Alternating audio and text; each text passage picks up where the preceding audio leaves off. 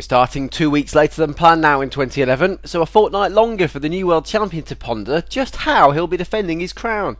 So, has it been even more of a superstar existence since Abu Dhabi? Well, life hasn't really changed. Obviously, it was quite busy after the season last year, after winning the championship. But it was good over winter to have a little bit of time for myself and spend it together with friends and family. And yeah, we started again with the new cars, preparing the new season. So after all, I wouldn't say life has changed too much. How is Sebastian gearing himself up for the latest campaign?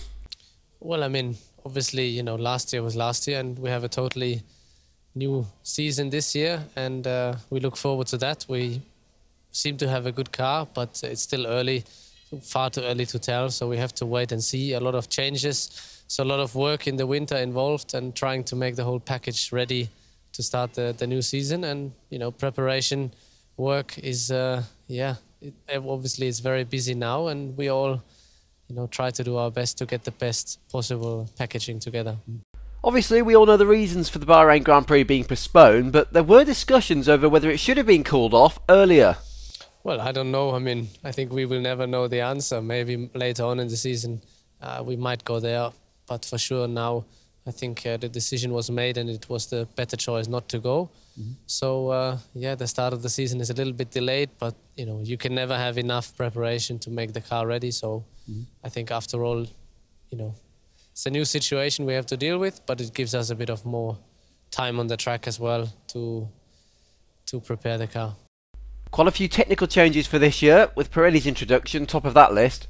The tyres are very different to last year, but then again it's the same for everybody. I think we will see that racing will change.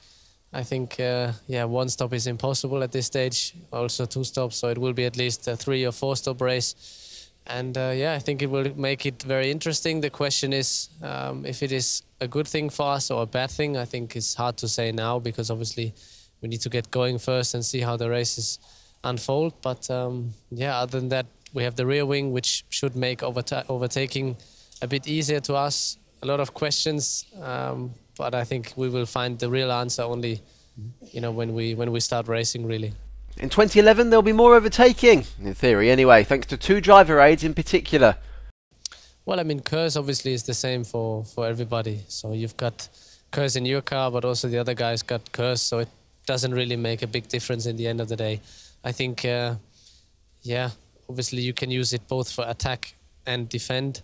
And the rear wing is a bit of a different story, because you can use it in the race only for attacking, not for defending.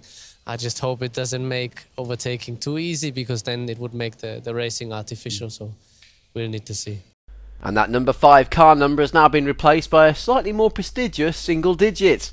Well, it's obviously a great pleasure, but obviously it's describing what happened last year, and it doesn't really help you this year. It doesn't make you 2 or 3 tenths quicker a lap. You still have to squeeze the car out and try to get everything as good as you can in order to be fast enough. So it's a good feeling every time you look at it, because obviously it remembers you to what happened the year before, but it's still a long way. It's a new season.